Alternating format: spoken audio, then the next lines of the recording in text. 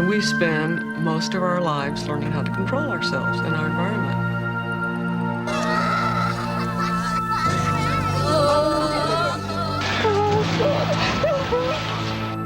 And suddenly you wake up to the realization, I am not in control.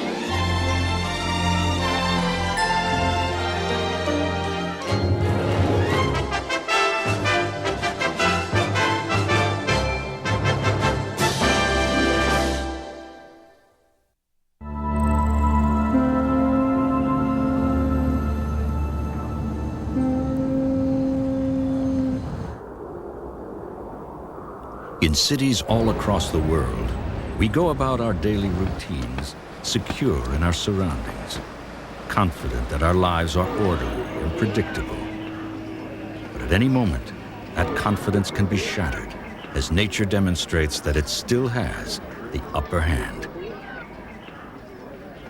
When we least expect it, when we're least prepared, disaster can strike. And few natural disasters are as unsettling as an earthquake. So it's important for you to... Oh, Mike!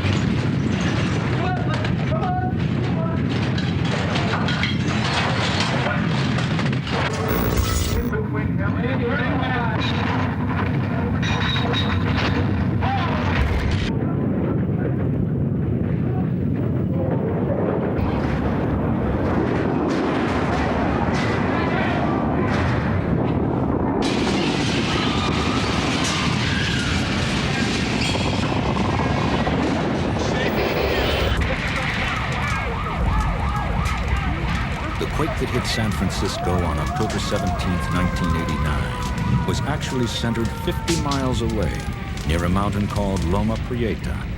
Even in an area accustomed to earthquakes, this one struck like a hammer. It was tremendous, believe me. Thought I was I just held on to dear life. There was this sudden movement like this, shaking of the whole store, rattling, I mean, the roof, everything, the beams. My TV screen popped out, and glass began to break, you know, things like that. A big marble table flew across the room and shattered like glass almost, you know.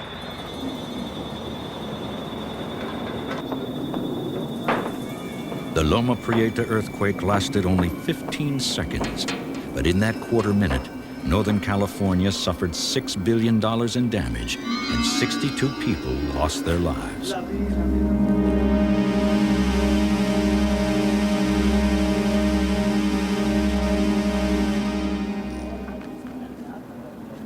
Earthquakes are not nice. The ground is moving beneath one. The very essence of stability is questioned. And that's quite apart from the damage, the destruction, the deaths. There's something awful about an earthquake, and it's not fun at all. My guess is that earthquakes are really so scary because you don't have any warning. It's the only thing besides a nuclear war that can really, 1 second you're living in a big, beautiful city, and 10 seconds later it's flat. Earthquakes leave their trail of destruction on every continent. In 1948, the city of Fukui, Japan was leveled by a tremor, several times more powerful than the atom bombs that destroyed Hiroshima and Nagasaki.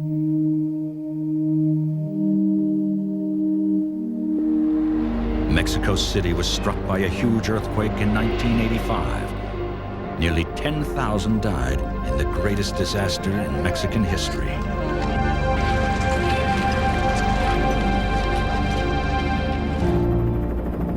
In September 1993, a quake devastated the Indian state of Maharashtra. In spite of warning shocks, most of the victims were asleep and their houses collapsed around them.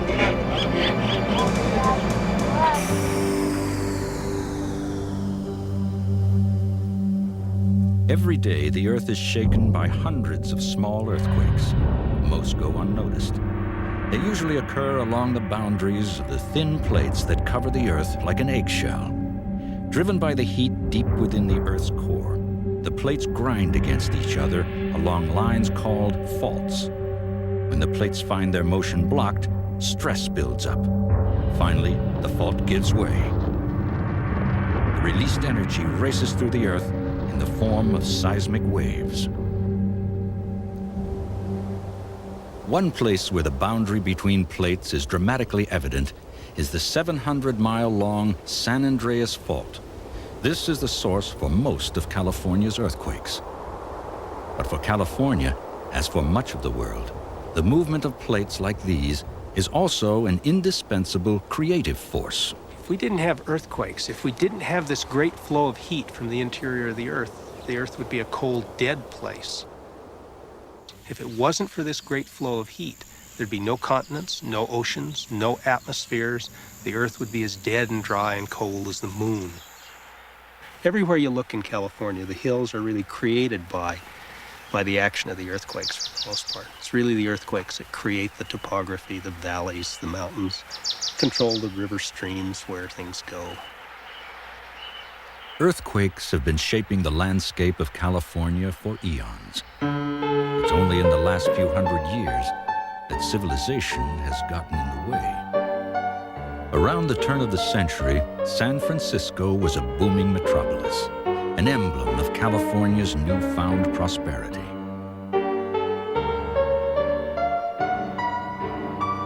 But on April 18, 1906, that prosperity was shattered by the most famous quake in American history.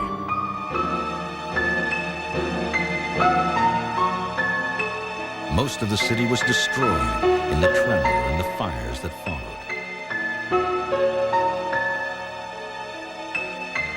Much of the charred rubble from these fires was pushed into San Francisco Bay, adding to an existing landfill that eventually became part of the city itself. Today, that landfill lies beneath a section of the Marina District. This was the area hardest hit in the 1989 quake. The problem here is the rubble from the tremor of 1906, buried underground. Shaken by the new quake, it literally fell apart, and so did much of the neighborhood. The practice of building on such unstable ground is a problem throughout the world. Mexico City was built on top of a dried-up lake bed. The 1985 quake was actually centered hundreds of miles away, but it turned the soft land under the Capitol into a nearly liquid mass. The buildings simply collapsed. Victims were crushed under tons of concrete and steel. It's a modern nightmare. Urban infrastructure crashing down around us. As geologists and engineers like to remind us, earthquakes don't kill people, buildings do. Certain structures like bridges and freeways are especially vulnerable to tremors.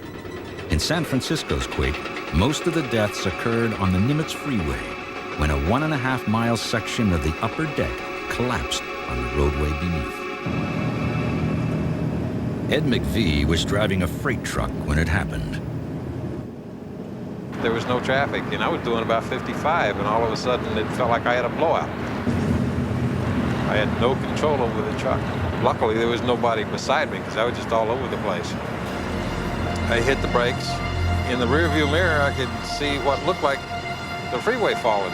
That didn't make any sense. I saw cars and trucks disappearing underneath the rubble, and I just knew I was dead. I had no way of getting out of it. There was nothing I could do.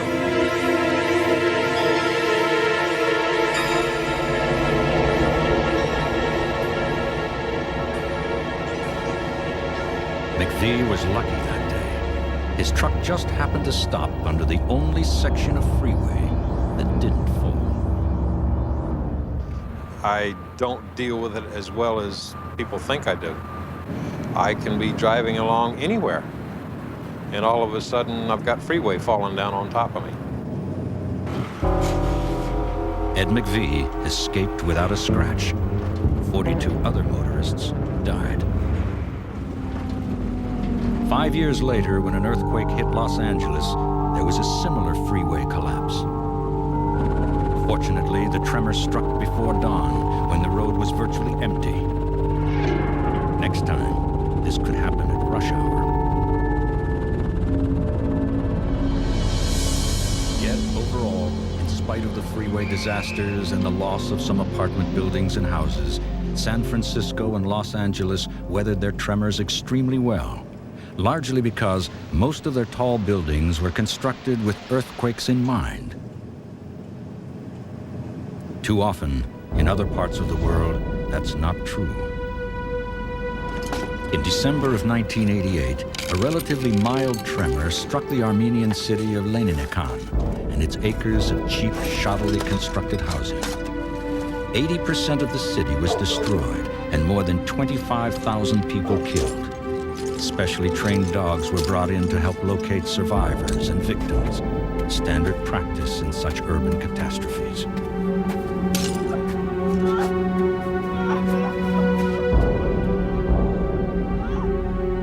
Fortunately, Leninikon was a small city.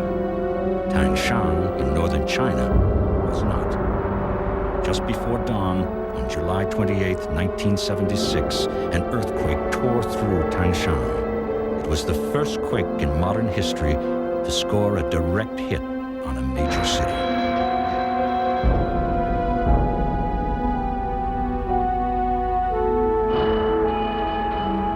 As nearly as anyone can tell, it left close to 250,000 people dead. Entire families were wiped out, so it was impossible to find out from the survivors exactly how many had perished. Besides falling buildings, earthquakes create other special problems in urban environments. Broken gas lines spark fires, and broken water mains can make firefighting nearly impossible. We have a major fire burning in San Francisco's Marina District. In the 1989 quake, the San Francisco Fire Department battled 34 major blazes simultaneously. With underground water supplies cut off, fireboats had to be used to pump water from San Francisco Bay.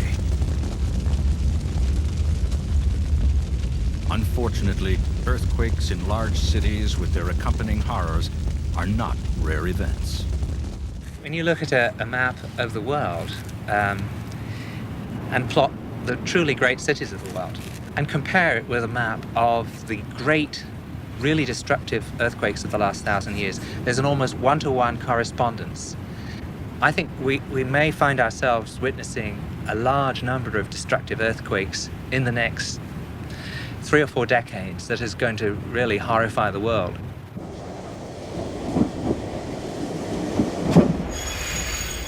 The next great urban earthquake may happen in Tokyo. This vast metropolis, with its population of more than 27 million, lies near the busy intersection of 3 tectonic plates. Small tremors are an everyday occurrence here, and big ones strike all too frequently. In 1923, Tokyo was nearly destroyed by a massive earthquake. Much of the destruction and most of the 140,000 deaths were not caused by the quake itself, but by the fires that raged on for days afterward.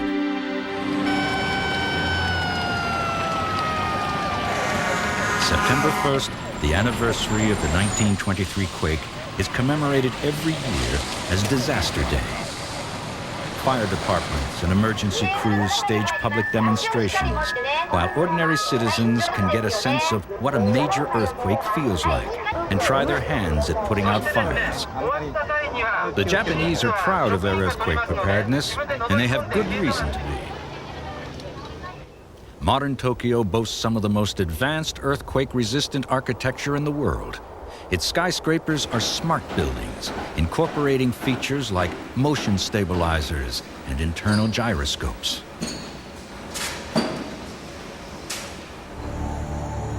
But the vast majority of Tokyo's 8 million buildings are older, wood-frame structures.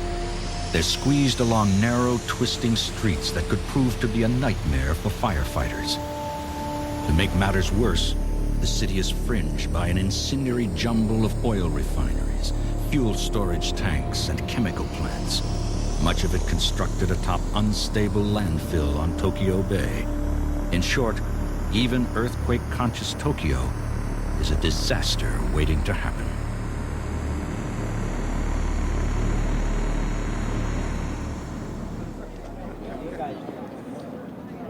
The unsettling reality is that no place in the world is completely safe from earthquakes. Not even areas where tremors are rare and preparations non-existent. The eastern United States and Europe are hardly hotbeds of seismic activity. But large quakes have occurred nearly everywhere on Earth at one time or another. And unlike lightning, earthquakes do strike twice. It's just a matter of time.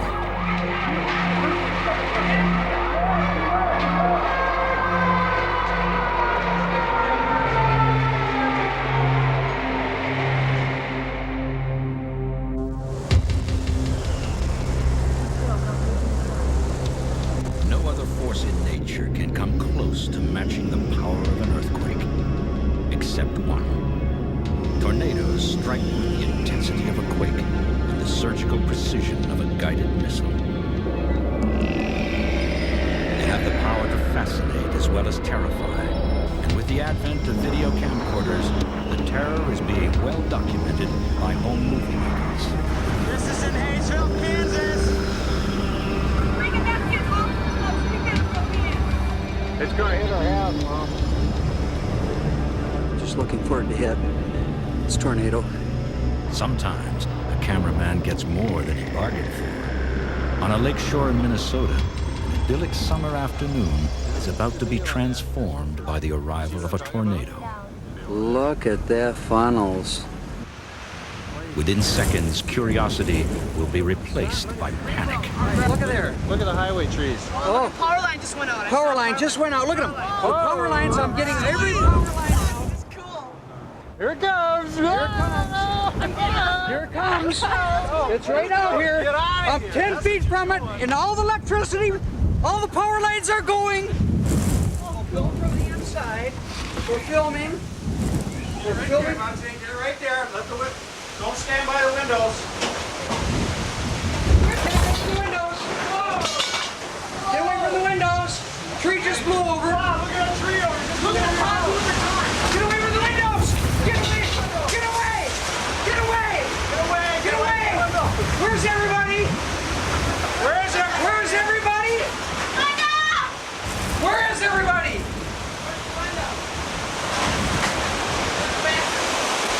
Oh my God. Are you guys okay? These tornado victims were incredibly lucky. There were no injuries and only superficial damage. The devastation is usually far worse. A tornado can strike in any country, but more twisters develop over the Midwestern United States than anywhere else. And in their wake, they leave a trail of destruction and despair.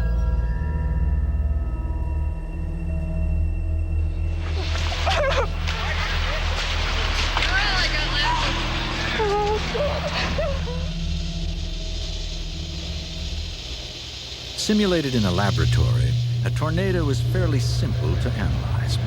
It's really a whirlpool of converging opposites. Upwelling warm air confronts down-tumbling cool. Dry air encounters moist.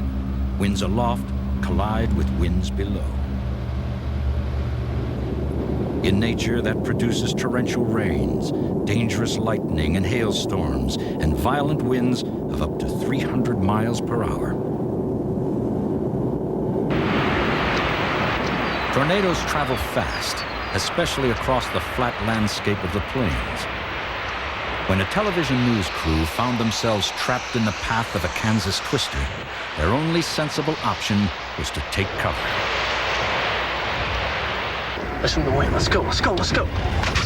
Go, go, go. Shoot it. Better floor it. You better floor it. Shoot it. We're all right. Just stay in it. You're okay. You're okay. Keep going, man. Keep going. Faster? No. Yeah. Lots faster. Lots faster. Lots faster, Greg. It's catching us. You gotta go, buddy.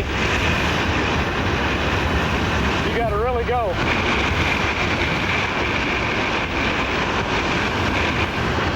You got a blaze, buddy. You wanna jump out? No, yeah, we want to jump out. We want to get in front of the van. Get under here. Keep rolling. Yeah, I'm rolling. Got it? Let's go. Get up underneath. Under here, under here, under here.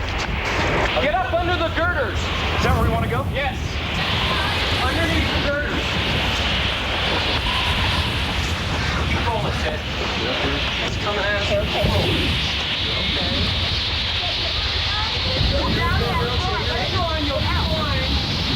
Hang on to the girders. Don't worry about it. Just hang on. That's what you do.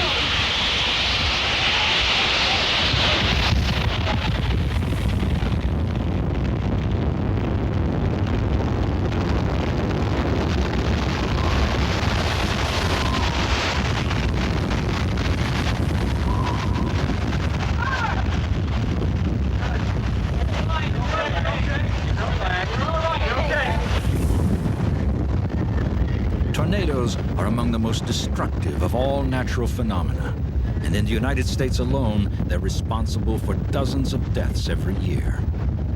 But a tornado cuts a narrow path and rarely lasts for more than 20 minutes. Even more devastating are the forces unleashed by tropical cyclones, called typhoons in the Pacific and hurricanes in the South Atlantic and Caribbean. These monster storms can be hundreds of miles wide and last for days, carrying vast swaths of destruction. Tropical cyclones visit some parts of the world with frightening regularity and cause staggering losses of life and property. In 1970, a huge typhoon struck what was then East Pakistan, leaving more than 300,000 dead. Frustrated in part by the slow pace of relief efforts, the people of the region seceded a year later and created the new nation of Bangladesh. Bangladesh continues to be pummeled frequently by killer typhoons, made worse by storm surges, wind-driven walls of seawater that flood this low-lying country. In the Western Hemisphere, the islands of the Caribbean and the southeast coast of the United States are prime targets for hurricanes. The most destructive natural disaster in U.S. history was Hurricane Andrew. We have the band now approaching the coast. So we're just starting the long period of about 12 to 16 hours where we're going to experience the thrust of this hurricane.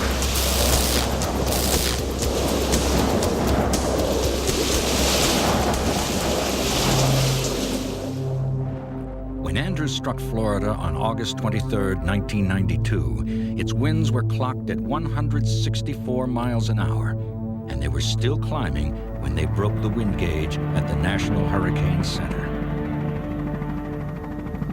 The storm hit hardest just south of Miami. Though it came and went here overnight, Andrew, like all natural disasters, left behind a legacy of ruin. It created massive environmental damage that could last for generations. For the survivors, life would never be the same. No insurance. My car is devastated, but I'm not the only one. There's quite a few people that are going through the same thing. Look all around. It's a very lost feeling.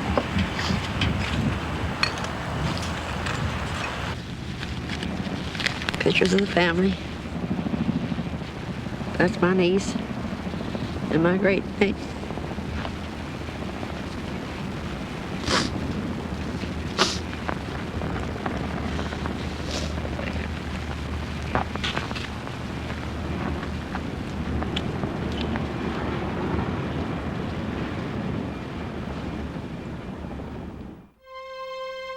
Before it began its rampage across South Florida, Andrew was born, like most hurricanes, as a cloud disturbance off the African coast.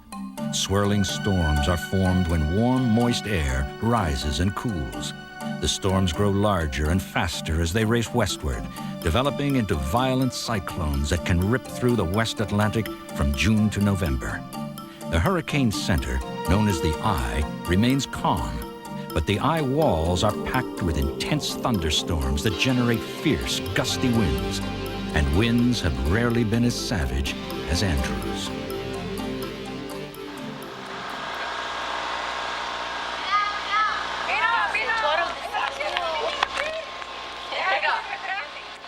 The storm left a total of 62 people dead, and it left parts of South Florida a wasteland. This hurricane caused more destruction of property than any other natural disaster in the history of the United States. We're talking of the order of $15 to $30 billion. It could have been much worse. Andrew missed the densely populated center of Miami by only 20 miles. As it was, 160,000 people were forced from their homes.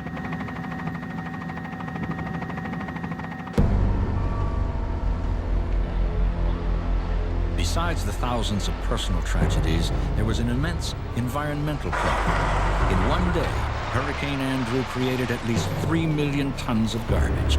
There was enough burnable debris to fuel fires at more than 100 sites, at some of them 24 hours a day.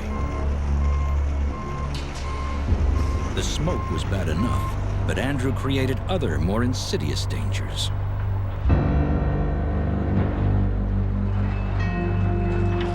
Mike Palmer's specialty is containing hazardous and toxic spills.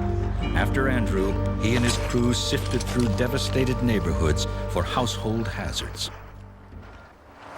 Now, what you may normally see with one house, you know, the typical chemicals they'll have, like, you know, a small thing of acetone and a thing of brake fluid, and here's some clear stain.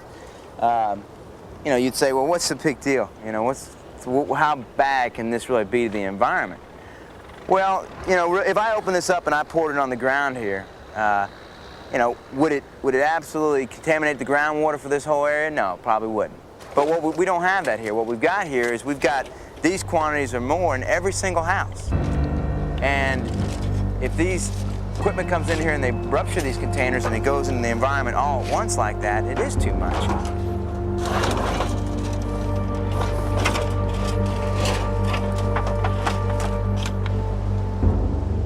This is only a fraction of the hazardous waste recovered from the wreckage of thousands of homes. No one knows how much toxic material remained unaccounted for. In the chaos following a natural disaster like Hurricane Andrew, human survival is the first priority. But animals are victims too. Miami's Metro Zoo lay directly in Andrew's path. The zoo suffered serious losses, including hundreds of prized tropical birds and 5 large mammals. Miraculously, most of the animals came through unharmed, even though they were out in the open, exposed to the fierce intensity of the storm. No one knows quite how they survived, because no one was around to watch. Many of the zoo's exhibits were ruined, and it will take decades to replace the crucial shade trees. But the long process of recovery began right away.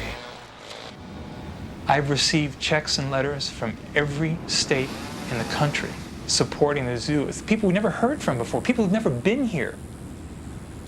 And I think one of the most moving things in that whole situation was I received a check one day and I noticed the return address was from Homestead.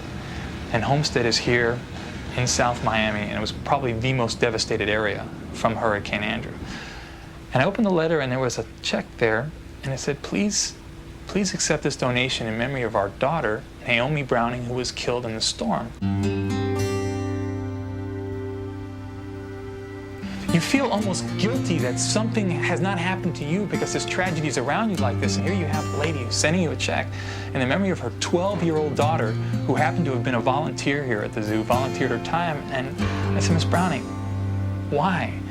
And through her tears, and as she was crying on the phone and talking to me, she said, Ron, prior to this beam falling down and crushing her, the only thing she kept saying all night long was, Mom, I'm so worried about the animals at the zoo.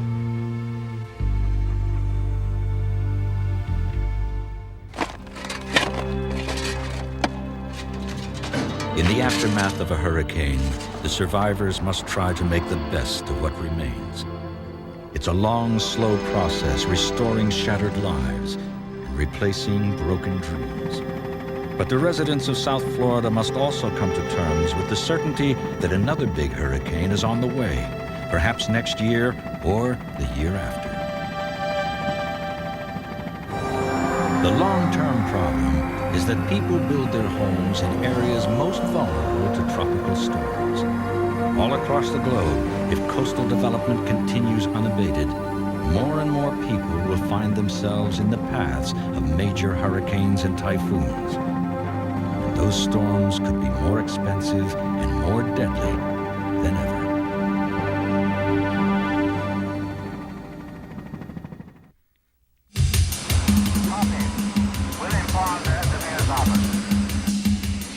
Most natural disasters are mercifully quick. Earthquakes last only seconds. Tornadoes rarely touch down for more than a few minutes. Even hurricanes come and go in a matter of hours. But a flood is a disaster in slow motion. It can last as long as the rain continues to fall, as long as the water continues to rise. Some floods are of biblical proportions, dragging on for weeks, even months.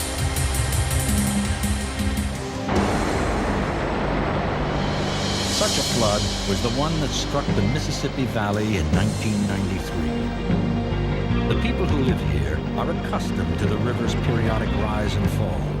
They've often joined battle with the elements to preserve their homes. They refuse to remain passive in the face of disaster. But 1993 brought the worst deluge in a century and a half. The Mississippi became a monstrous adversary, and the struggle would last for months.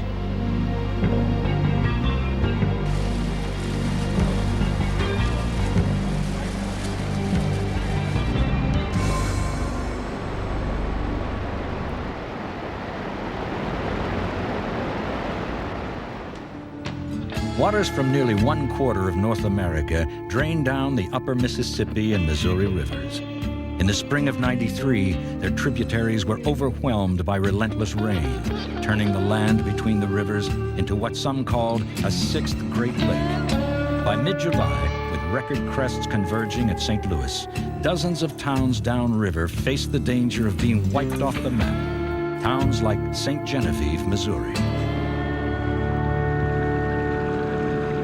Founded by French settlers in the 1740s, St. Genevieve is the oldest European settlement on the western banks of the Mississippi. Some of its French colonial architecture exists nowhere else in the United States. And if the river had its way, that rich heritage would soon be gone. Where the waters were held at bay, the town owed its safety to a makeshift wall of sandbags and an extraordinary volunteer crusade. People from all walks of life, from the locals to the National Guard, joined hands to try to save what was left of St. Gen. The battle raged all summer long as the river continued to rise. But in one way, the people of the Mississippi Valley were fortunate. As they waited for each new crest, they could prepare for the onslaught. But many floods happen fast. Too fast for any response. In southern France in 1992, torrential rains raised river levels as much as 50 feet in just a few hours. The resulting flash floods overwhelmed defenseless towns, and dozens drowned.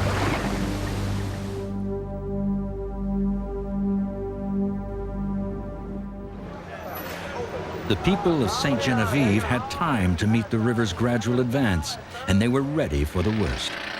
One of those leading the fight was Vern Bauman, a local contractor. Vern was president of the Downtown Levee District, the agency responsible for maintaining the dikes now swallowed by the river. That's another one. He coordinated the efforts to save what was left of the town. Did you get any sleep tonight? Well, what, 15 minutes or what?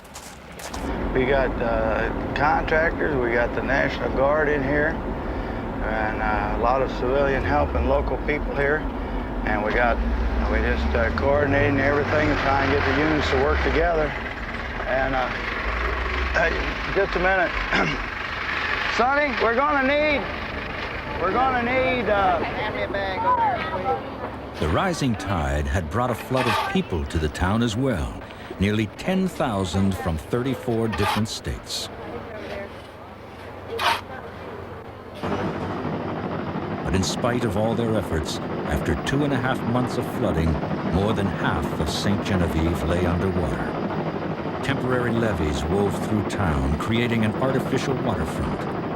A man-made island rose where Winter Street had once met North Main, the work of 4 families who banded together in a desperate battle to save their homes. And they seemed to be winning, at least for now. But in the struggle to hold back the river, the families had faced a heartbreaking decision. Only the homes of those who could stay and fight were protected by the dike. It was agreed on at one time that all 5 was going to be here. Then later, one house was not included, and I really feel bad about this one. It belongs to Henry Steckley, and he's in his 70s, and he's always won, always fought. 20 years ago, he probably led the area up here. Now the river just keeps coming back, and he's not as young as he used to be.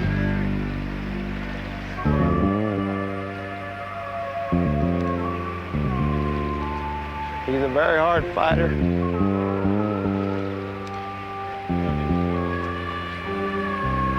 And I guess this is the first one he ever lost.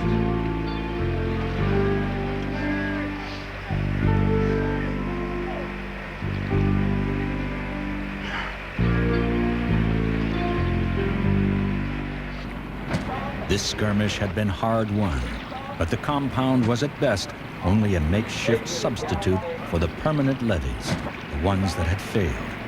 Those had been built by the Army Corps of Engineers as part of a vast network designed to tame the Mississippi.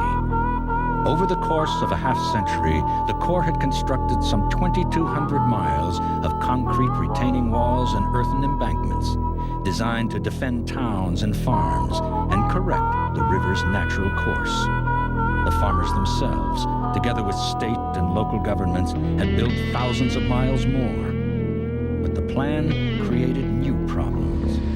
For 10,000 years, the great floodplains of the American Midwest served as a natural spillway for their rivers. Only in the last few centuries has civilization encroached on the river's domain. As the river walls were extended and raised, they cinched the flow tighter and tighter, and the speed and pressure of the water built up behind them. When the river could no longer be held back, it would strike with a force and impact multiplied by the tremendous volume. That's what happened in the summer of '93 at places like Kaskaskia Island, 9 miles south of St. Genevieve. There, no amount of effort could maintain the levees or save the town. It was an amazing sight, the Mississippi River flexing its seemingly unlimited muscle. Dozens of homes and other buildings, including the town's church, all underwater. Some islanders believe the flood will be the death of a community whose history goes back nearly 200 years.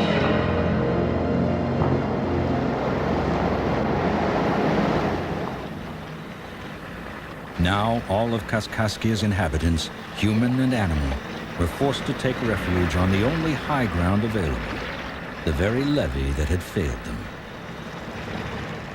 Yeah, there's water on the whole island and all around the dike. Probably the only part right now that does not have water on it are the very high ridges out in the center, and the water is going to continue coming up. It's continual rain up north, and a lot of dikes have broken both north and south. So I'm sorry to tell you, honey, but we lost everything. But us. I love you, sweetheart. We'll see you later, okay? All right, bye-bye, hon. I just wanted to get off. I wanted my kids, my husband off. My furniture's all still there. Everything we worked for. We had dogs, cats, 2 cows. I got my family.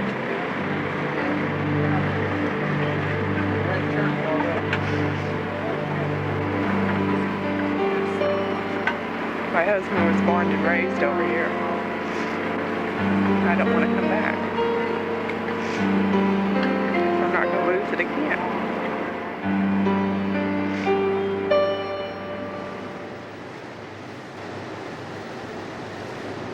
All over the Midwest, levees had provided a false sense of security for the growing populations of the floodplain. By the end of the summer of '93, 2/3 of all the levees had been breached or topped as the rivers continued their steady assault. Throughout the world and throughout history, people have always settled on floodplains, taking advantage of their fertile soil and the river's own resources. In many places, they must be protected by artificial levees, and levees have a tendency to fail, sometimes with catastrophic results. In China, in the 1930s, floods breached the levees along the Yangtze and Huang rivers. The Yangtze floods killed 3.5 million people in one of the greatest natural disasters of this century.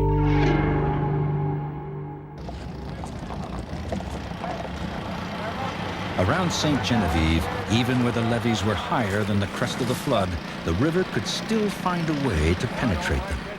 After 8 waterlogged weeks, trouble spots were cropping up on the earthen walls. Better get some bags here quick.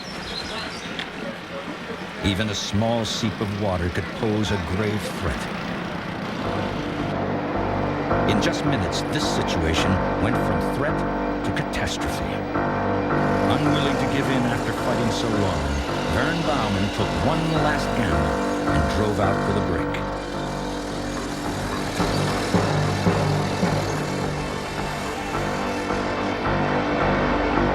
With luck, Vern hoped to stem the tide and buy time for those families whose homes stood in the water's way.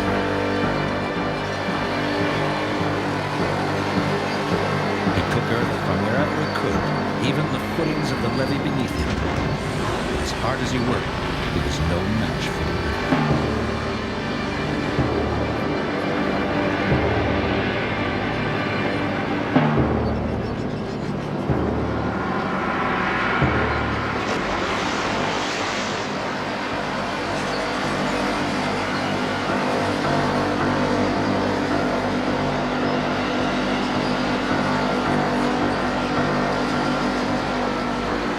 Soon the outcome was clear.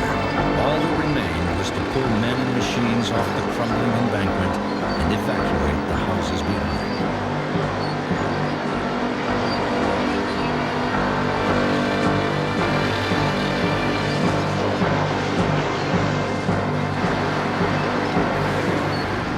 There was 2 chances, slim and none, once that truck fell in. What amazed me about the whole thing is how quick it went.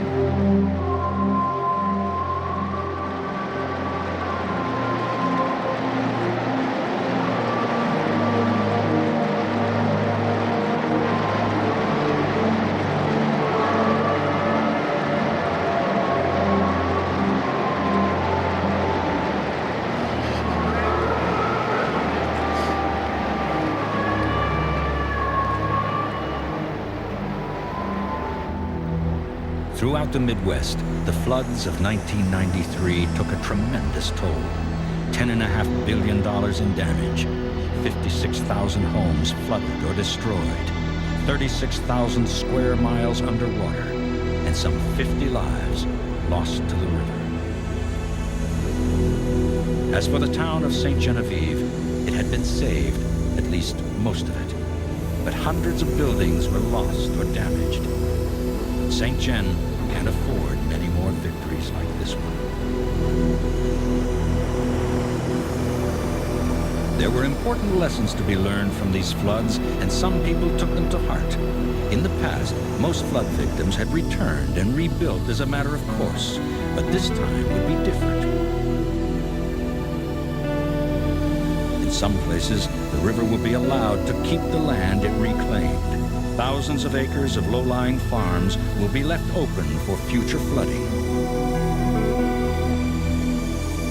Many families and even entire towns have decided to give up the struggle and move to higher ground where they'll be safe the next time the river floods. These changes in practice and policy amount to an admission that we can't fight nature and win. It's finally becoming clear that we can't prevent natural disasters, but perhaps we can learn how to predict them.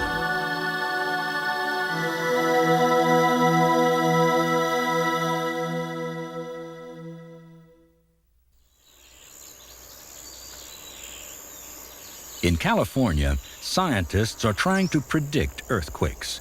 The site is the sleepy little town of Parkfield. Just about every 22 years, a powerful earthquake rumbles through here. And when the next one hits, seismologist Alan Lind hopes to be ready for it. Parkfield will really be our first opportunity anywhere on Earth to really capture an earthquake in all its glory, to really be sitting there waiting with all our tools out and sharpened and waiting to go. The U.S. Geological Survey has spent millions of dollars wiring Parkfield. All over the valley, highly sophisticated instruments like this laser are poised to detect the tiniest movement along the San Andreas Fault.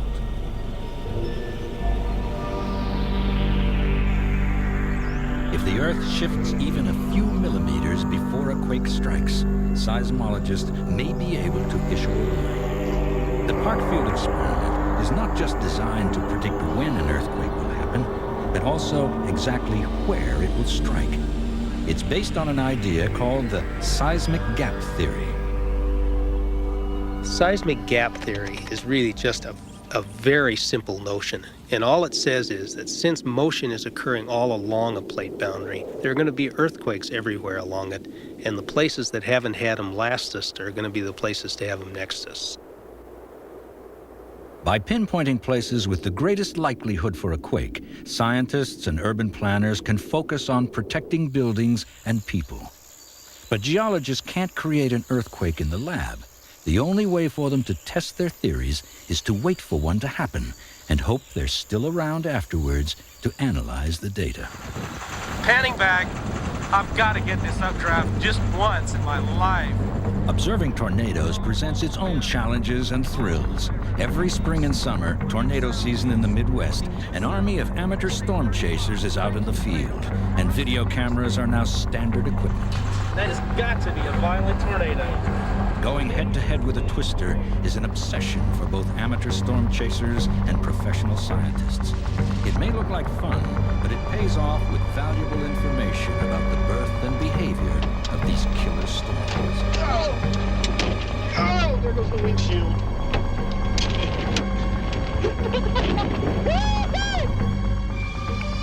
Just as important as direct observation are remote sensing techniques like Doppler radar. Over the past 2 decades, Doppler radar has revolutionized the study of tornadoes. First used by the military to detect unfriendly missiles, Doppler is so sensitive it can track the movement of insects 40 miles away.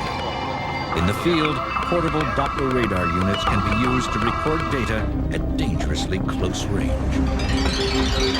Oh, look. I'm on the left side of that tight circulation. And I'm going to go over. With the information they've compiled, scientists are creating computer models of severe storms to learn even more about their structure and behavior. As with earthquakes, the key to avoiding catastrophe is alerting the public. At the National Weather Service, scientists have introduced NexRad, the next generation of advanced Doppler radar. NexRad's enhanced imagery makes it easier to spot tornadoes as they form, and that can save critical minutes in alerting those in the twister's path.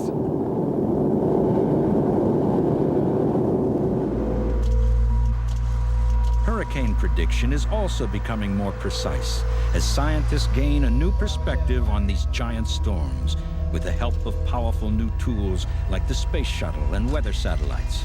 And as the accuracy of forecasts improves, hurricane fatalities are declining. The beginning of the hurricane conditions will start there anytime after dark this evening. Today, when hurricanes form over the Atlantic, the National Hurricane Center in Miami serves as a central clearinghouse, analyzing data, issuing forecasts, and, most important, broadcasting warnings to the public. There's a fine line between alerting the community and creating panic. Evacuations are expensive, and false alarms can damage public confidence. But in the face of an approaching hurricane, it's a good idea just to get out of the way. Like floods, earthquakes, and tornadoes, hurricanes remind us that there are powerful forces beyond our control. We have not conquered nature, and we never will.